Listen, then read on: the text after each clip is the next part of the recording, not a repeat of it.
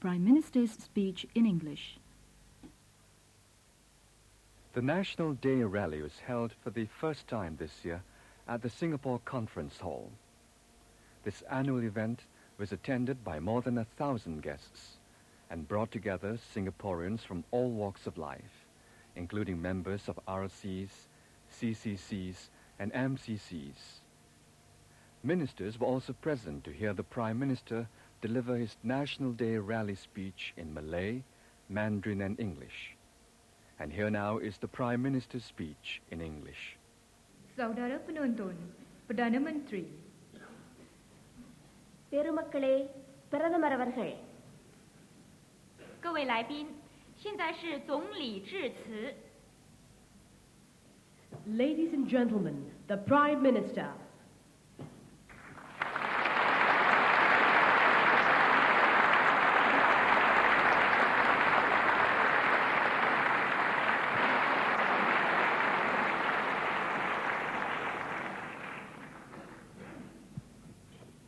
Friends and fellow citizens,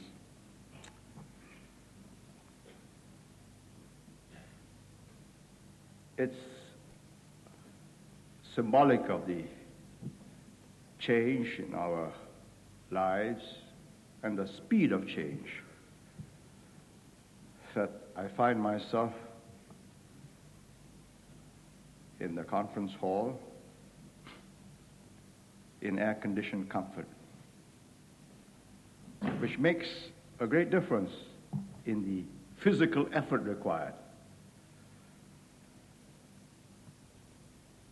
But of course, it also means I've lost a certain atmosphere. And the mood, the interaction between community center leaders, consultative committees, residence committees, the things they laugh at, the things they don't laugh at, they mean important matters of great moment. So when I had some laughter from the crowd because they thought it was funny that, and so I thought it was funny that the SBC trying to recreate old Singapore and rioters and so on, hired a few rather well-dressed, well-fed people to pretend to be rioters. And they couldn't even muster the energy to be angry or to look angry. I thought, God, this is real change, perhaps for the better.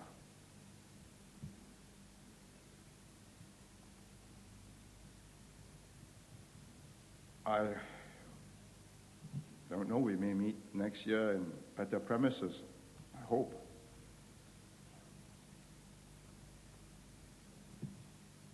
"10 years down the road, my successor will have a modern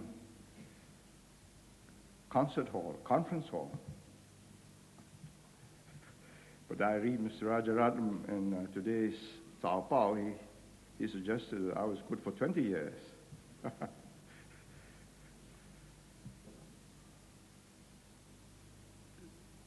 The nub of the problem is that we are not able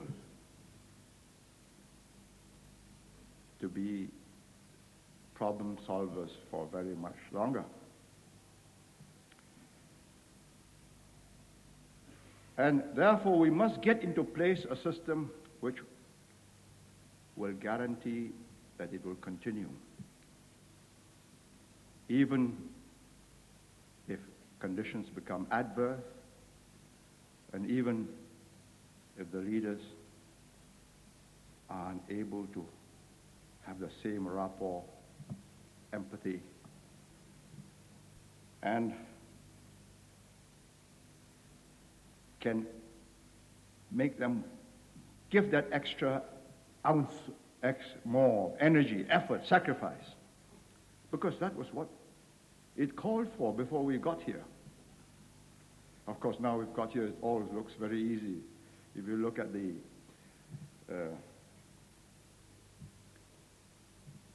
reports of the various companies, you think, well, see, should have been predicted a long time ago.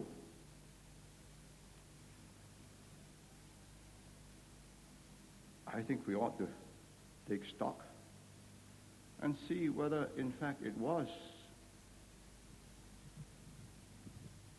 the natural course of events.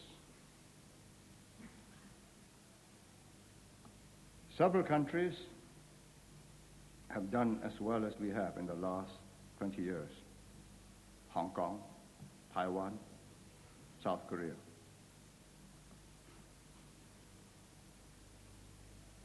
But we are different. The closest, greatest similarities, Hong Kong. It's a city-state.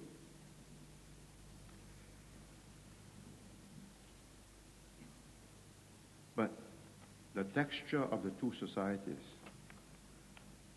vastly different.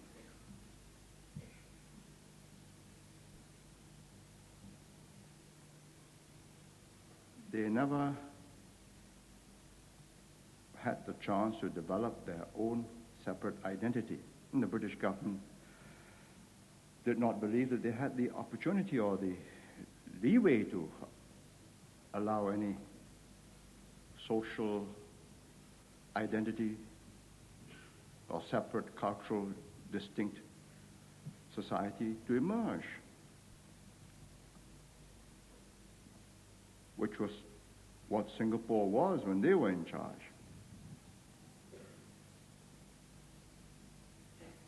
What have we done that's made it different?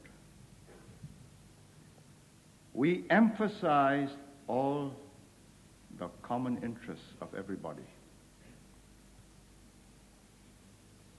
And we awaken common responses.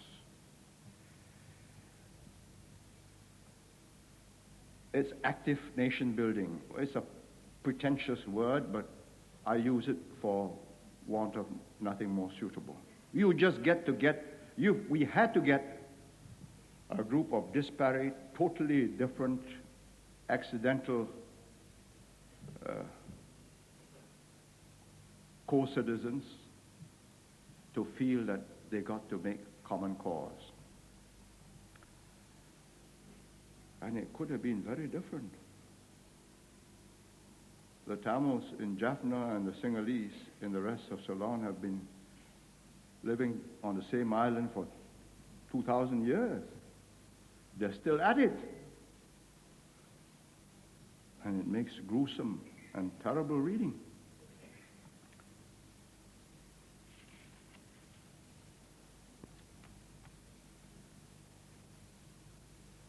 What gives Singaporeans this deep sense of personal pride?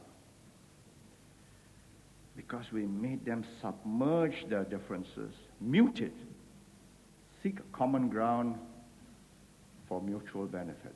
And it's worked. That's the acid test. It's worked.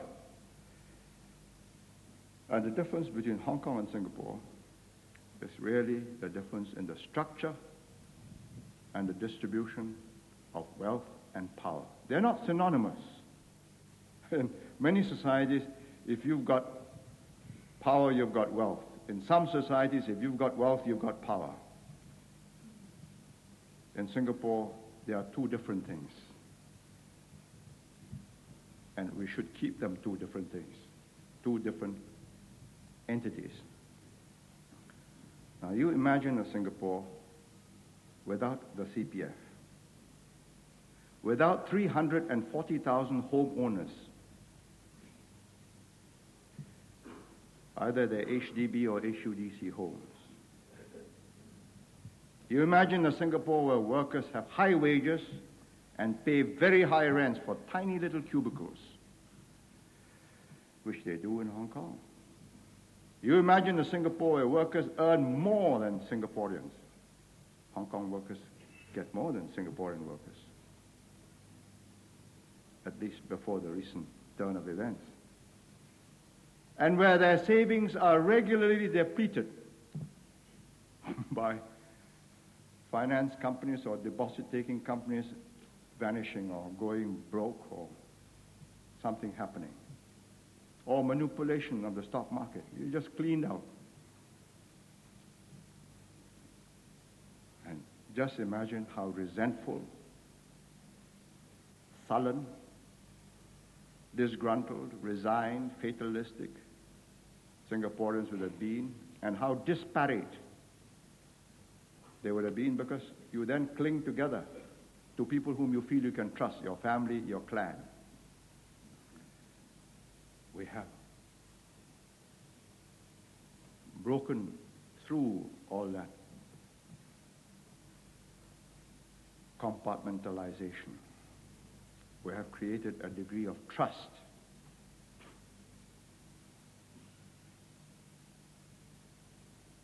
If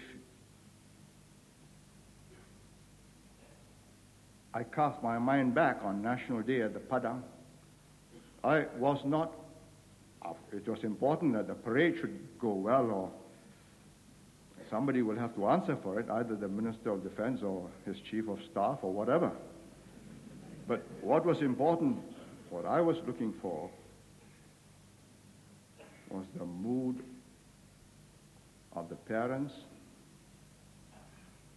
who were watching their sons and daughters or nieces and nephews marching, taking part, parading, or bringing their young children around. They are members of various community associations, the CCCs, the MCs, and now the RCs. They are important people in our setup. This is part of the power distribution. They enable signals to go up. You can reach the highest persons in the land through this net. You look for your RC man, he'll bring you either to the CCC or to the,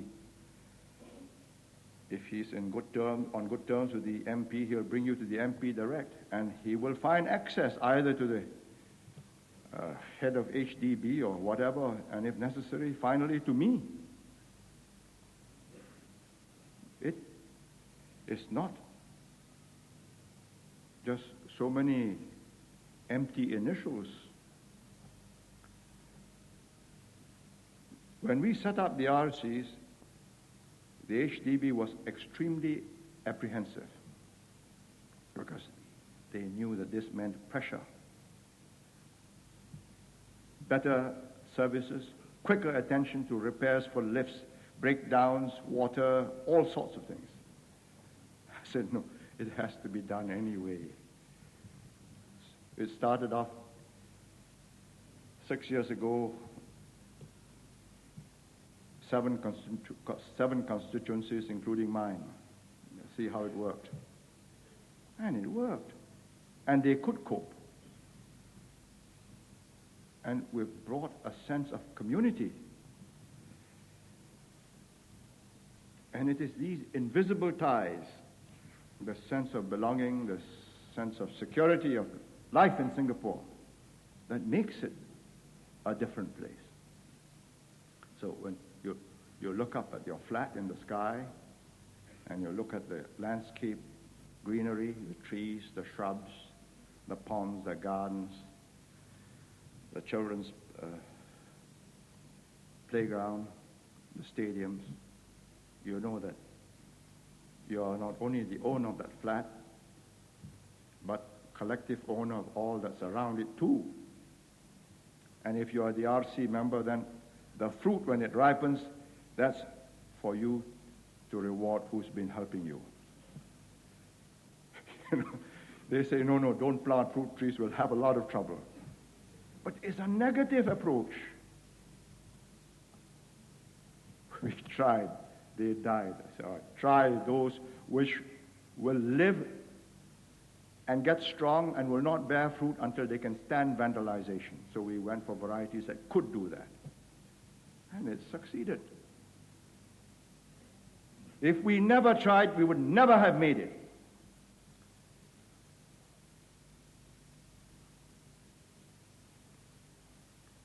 In 1964, I remember making a speech in Kampong Glam, Mr. Rajaratnam's constituency, just after a riot, a communal riot. I was really down in the dumps myself. And I painted this picture of rebuilding the old city. Because you've got to give people hope. And that was Precinct South.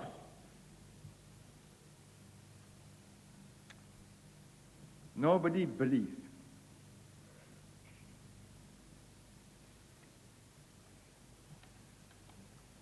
That what was just a gleam in a few people's eyes is now a reality. Now the snag is this. What do we do? Because not only have we grown older, the younger generation starts off with a higher baseline and assumes that this is the natural order of things and they want to rise from here. And my response to that is, why not? Provided you're prepared to work. If you're prepared to give of your best, we'll reach out for the stars. Now, one quality, one factor, an intangible, that played a key part was rapport and trust. Rajaratnam, I read him from today's papers this morning, and I said, well, he's putting the pressure on the younger voters and say, if you vote stupidly, that's your bad luck. I put it in a different way. They are young.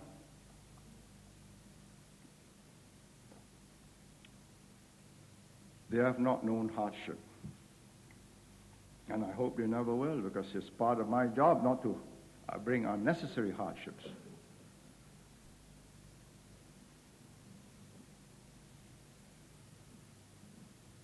But we went through 6 years and 2 crises before we established that bond between the people and the government. 59, we had a very tough time. 59, 60, 61. 61, tremendous rows with the communists, fighting for our lives till 63. First crisis. Then we got into Malaysia. We found we had been ambushed. Communal riots. We again fought for our lives. Not the leaders' lives, the people's lives. We could have quietly, nobody, I think, would have blamed us if we acted like ordinary mortals and decided to take up some other career. Because we had nothing. The police had been surrendered. The army was in the hands of the federal government. All we had was the will not to yield. And that if we had to go down, there will be a terrible price to be paid. And they found it quite credible. That's why we have today Singapore. That's why the generation that's alive and can remember 65 must know how fragile, how delicate this whole creation is. It's only 19 years. You can just flip the coin, moods change, problems galore, just wrong handling. But of course, as we established control over different problems, we also developed a certain finesse in dealing with our problems. And it is after the young leaders have gone through, taken you, the young voters, through one major crisis, and you know you're on your own, that there will be this bond.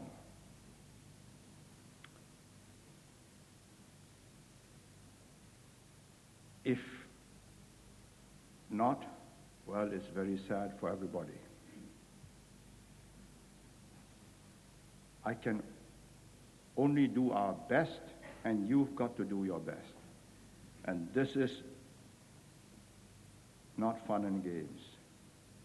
This is for keeps. What we can do before time runs out for us is to tackle all the difficult, spiky, sensitive issues. Nanyang University, it was going to die a slow, painful, torturous, pitiful death. 78, I got it together into a joint campus with the University of Singapore. 81, I got both councils to agree, have a National University of Singapore and Cambridge, have a Nanyang Technological Institute, which will become a university at the Nanyang campus, which meant sorting out the problems in the schools,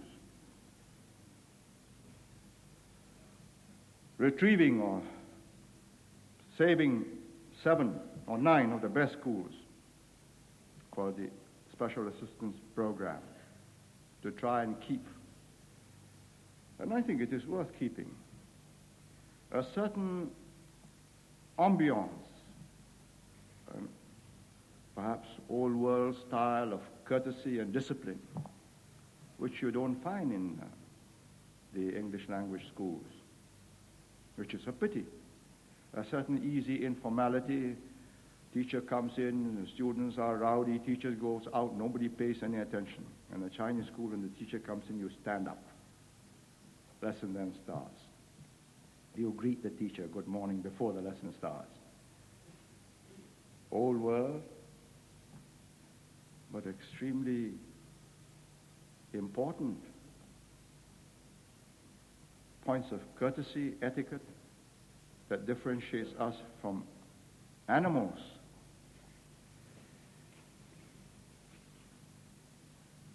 Then recently, I could let Nanyang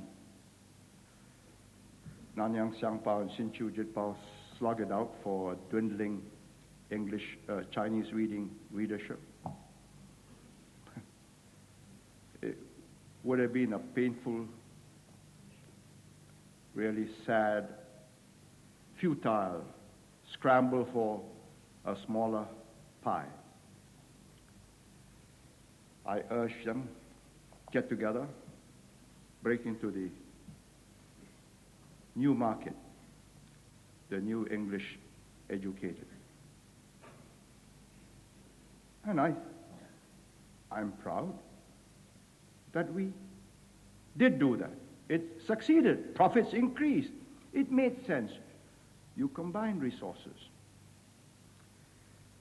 And if it had not been successful, had it not made more profits, and had the monitor not posed a real long-term challenge, because there was the Sao Paulo to finance it for a long time, plus 3 banks, I don't think the Straits Times should have agreed to merger. Why should they? But this was a credible fight, and it would have been open, fair competition. And it is one where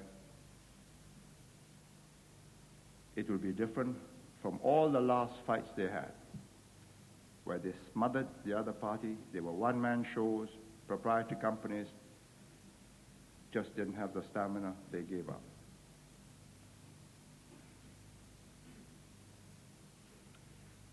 So all the spiky ones are the long-term ones. Of course, the most long-term and the most difficult to resolve are the large numbers of unmarried graduate women.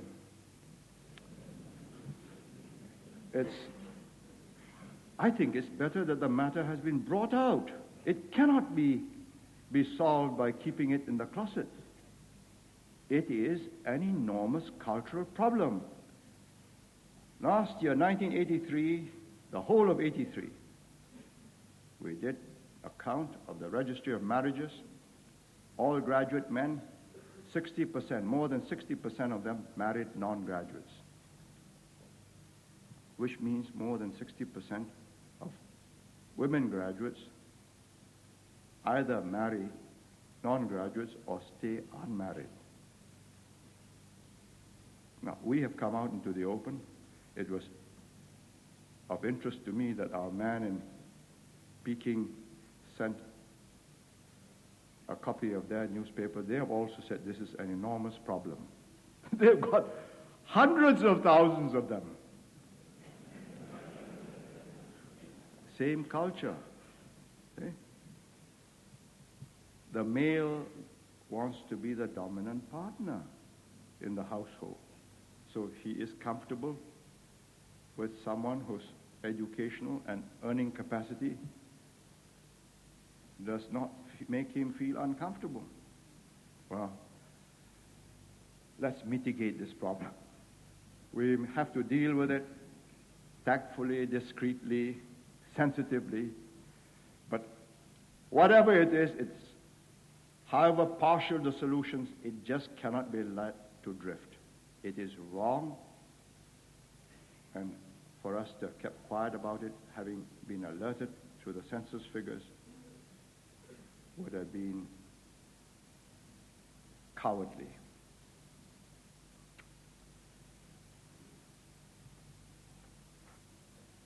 The core problem is self-renewal. How does this continue? Well, we've talent scouted, we've recruited, we've tested, and literally put them through very harsh, designed to test breaking point kind of duties. Like, metaphorically, it's like some of these machines for testing durability of materials. You tad, you pull it, see whether it'll stay in one piece. And those whom we have found are not only able but also the best, and by the best we mean not only honest and unselfish, but willing to and can relate to people, which is a very difficult attribute. You either have it or you don't have it. Specific policies will have to change with changing circumstances. They are not cast in concrete. And we cannot be confined by any dogmas or ideology. But our objective must be constant. The highest good to the most people. And if this leadership maintains and improves on this network of grassroots organizations, then they can galvanize the aspirations of the people who vote for them, and they can generate that sense or keep giving that impulse of common endeavor and a common destiny, because that's what we have. And it's because the Tamils in Jaffna and the Sinhalese in the rest of Ceylon just don't accept that that's one island and they have to live together, They have brought travail, misery, untold suffering. I would be less than frank if I said that all this change was smooth and plain sailing. It's not. There have been differences of views within the PAP leadership on the pace and the method of self-renewal. Some believe that the pace was and is too fast, that it could generate anxiety and uncertainty among some of the old guard MPs. Well, some preferred more recruitment of talent through PAP branches, promoting the activists and the loyalists. Unfortunately, we've tried this for years and years with such meager results. Now, some propose that we create conditions under which we can appeal to the idealism of youth, the same idealism which moved the older generation in the 1940s and the 1950s. How? How do we recreate the Japanese war, the Japanese occupation, the struggle for independence, the fight against the communists, the fight against the communalists?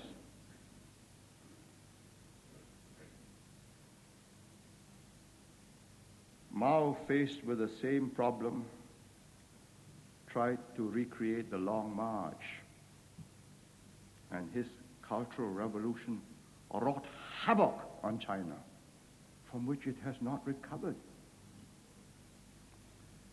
Well, I am prepared to try all approaches and will tap party and other grassroots activists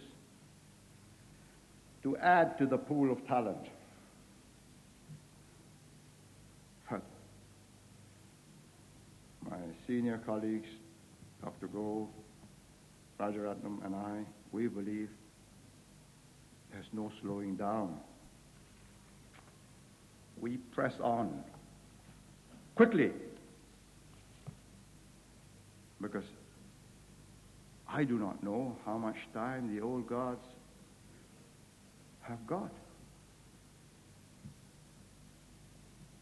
My senior colleagues and I, we are all in our 60s, either early or late 60s. Last October, I had 3 of them in hospitals at the same time in different parts of the world.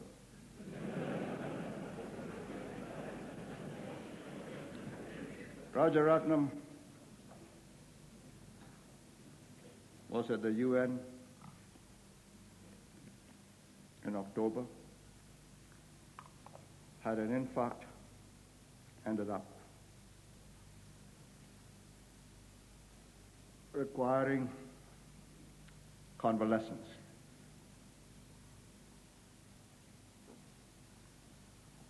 Whilst he was in New York, Dr. Goh went in for some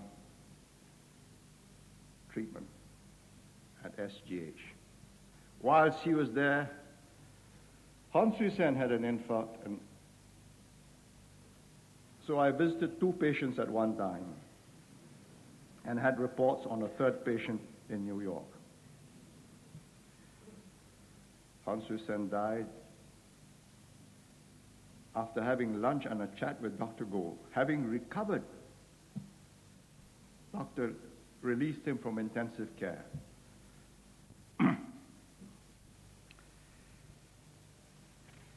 He had a massive infarct. That was it. Well, a skillful surgeon in London in November really, because I remember getting the report when I was conferencing in Delhi. Mr. Rajaratnam was under the knife. They did some plumbing to his heart. 4 extra plumbings. It was successful, and he's got a reprieve. Go King Sui has got a remission.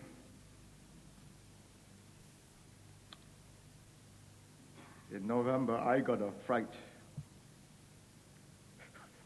Last day of the conference, my doctor told me, let's go home. I started bleeding. So I said, no. What is it? I said, I don't know.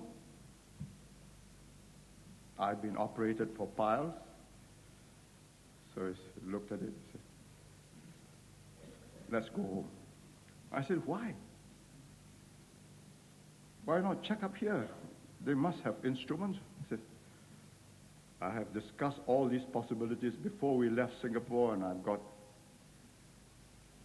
introductions to all the people here from our doctors in Singapore who are friends of these Indian doctors. And they say anything requiring possible blood transfusions and other things, and in your case, I'm not going to take a chance we catch the first aircraft home. What could it be? He didn't tell me, but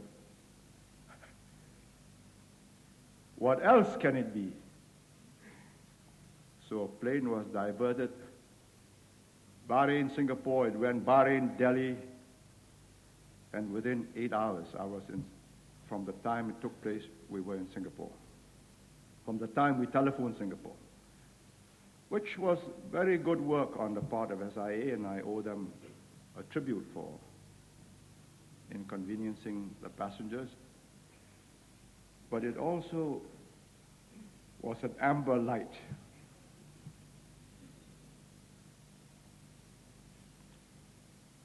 Well, Dr. Goh has given me notice that he's not standing for re-election. Rajaratnam also wants to stand down. Go King Sui cannot be moved, and I'm trying to persuade Rajaratnam to go on for another term, or at least half a term.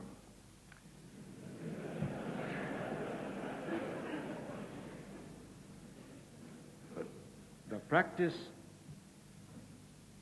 of big American corporations is for the chief executive officer to step down at 65.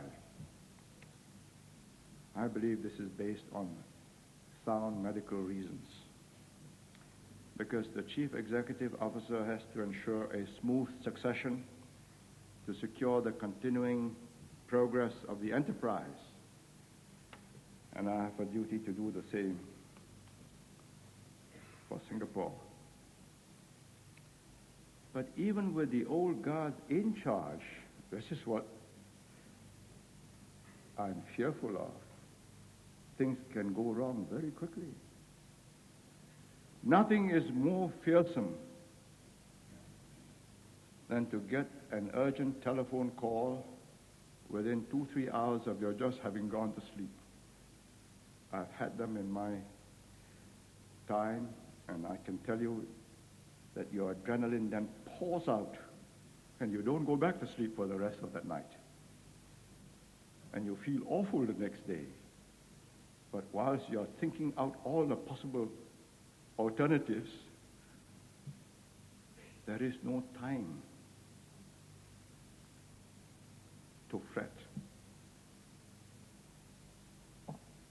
But as with this function, I have to take more sips of water than I used to 10 years ago. I wouldn't like to wake up 2 hours and a half after I've just gone to sleep and find that I can't pour out that adrenaline. And I can't think out the answer fast enough. That's a disaster. Because we are a city-state. We are smaller than Hong Kong. We are less than half its population. They've got 5.5 million, we've got 2.5. And we've got just about half its area. And Hong Kong doesn't have to worry about foreign affairs and defense. The British look after it for them. And come 1997, I suppose, it'll be as well looked after by the Chinese. Even better, there'll be no threats at all from anybody. But ask yourself this question. And the answer that, if you know the answer to this, then you know what to do and what not to do. How is that this little island, 600 square kilometers, 2.5 million people, can give jobs to all its citizens, to everyone who wants a job, over 1 million of them, trying to induce the old to come back, trying to get the married to come back for part-time work, and gives jobs to more than 150,000 work permit holders. Over 10% of our workforce. More than 10%. How? All this huge subcontinent of India, Bangladesh, Ceylon is 30,000 square miles. I haven't gone metric yet. But there's so many multiples of 200 square miles that you just don't worry about it. You want a Sri Lankan?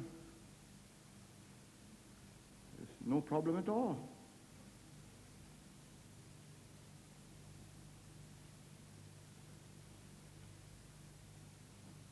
What is it? Just organization, stability, efficient, effective, corruption-free government and administration. Everything works, whether it's water, electricity, gas, telephones, telexes. It just has to work. If it doesn't work, I want to know why. And if I'm not satisfied, as I often was not, the chief goes. And I have to find another chief. Firing a chief is very simple. Getting one who will do the job better, that's different. And the most critical factor is confidence. Confidence of the people, not just your own citizens, but confidence of foreign investors, foreign governments. Confidence that there is a government in Singapore that will act swiftly, rationally, and often predictably.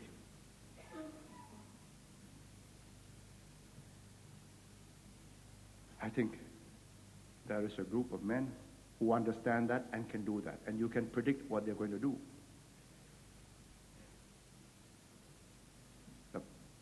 What I cannot say until they are put to the test is, can they persuade the people to jump over that high fence when it's necessary? I saw the Olympic trials, and the rider couldn't persuade the horse to go over. So he went over the top all by himself.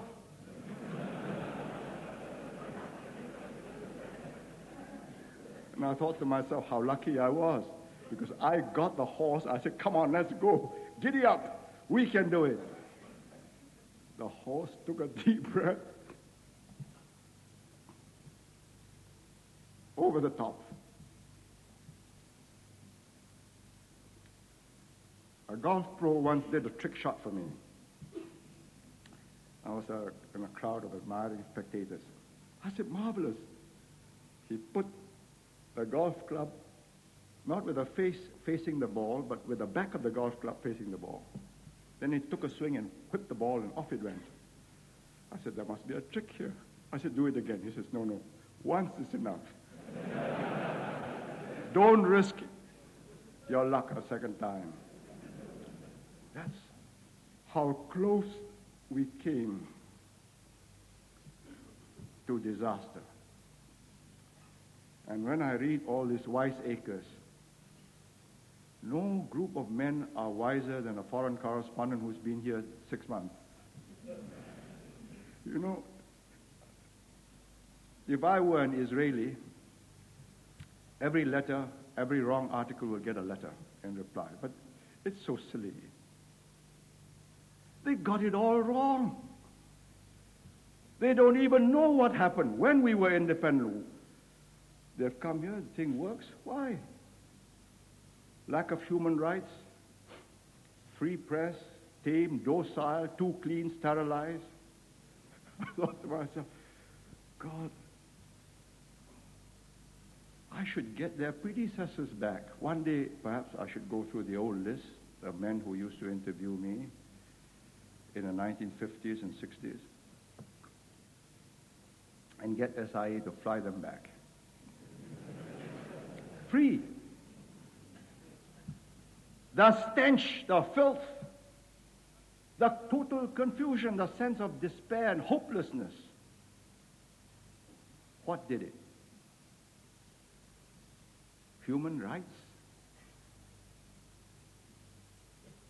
Are they bankable? I used to tell them, and I said this on television often to them, I said, look, you tell the British government or the Australian government that they underwrite. If anything goes wrong, they will admit 2 million people. At that time, we were less than 2 million, 1.9 million people. They will admit them to Australia or Britain or America, and I will follow what you tell me. And if it comes to grief, you take my people. When you have no food, you tell me where you go when you haven't got a job. You go to the UN, you're right, or ILO in Geneva, all minimum conditions, minimum wage, what they should get. Millions are unemployed. What are they talking about? 30 million in Europe.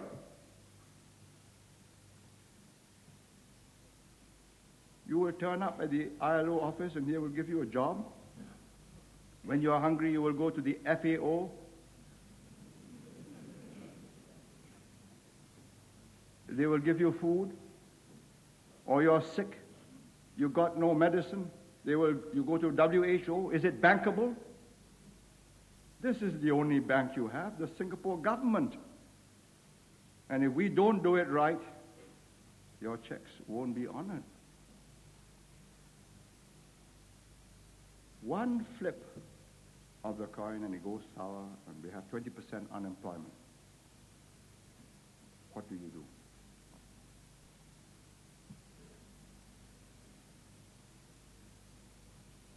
I say 200,000. And it has happened, you know. I dug up the figures from the annual reports. 1929, 1933, the Depression years.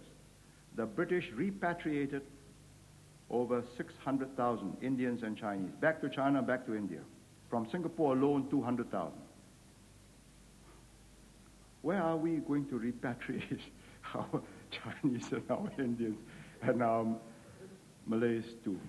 You're going to send them back to India and to China and to Malaysia or Indonesia? You're going to do this?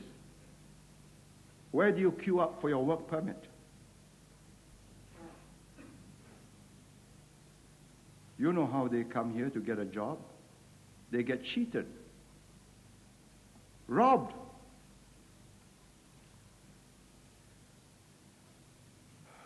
So contemplate all this, and I say this especially for the growing group of the intelligentsia who read these magazines.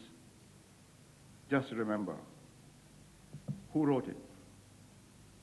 What is his stake what is his interest in your future before you believe him. I was once asked a whole series of questions by an Australian, why we ban long hair and why are we so tough on people who smoke marijuana and so on and so forth. You know, it's so tiresome, so many things to do. So I said to him, look,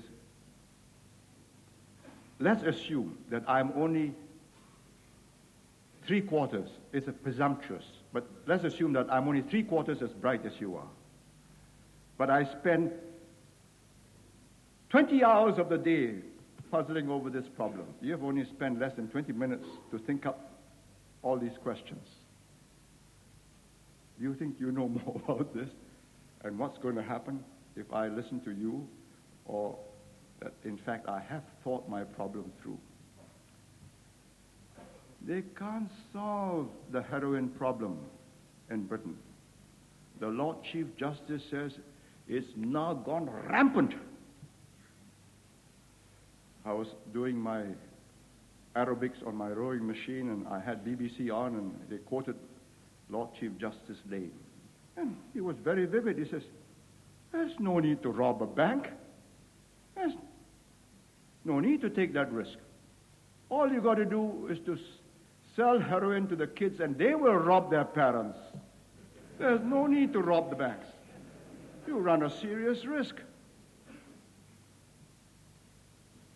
When we were faced with this problem, I said, look, either they hang,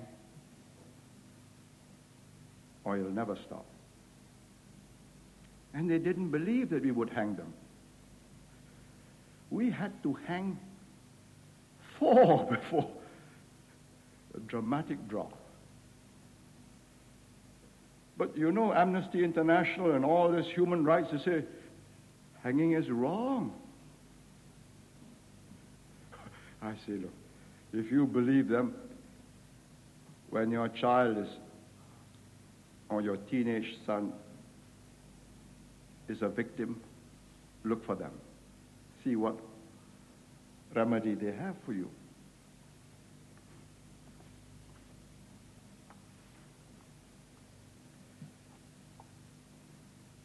But I believe we have the future relatively secure.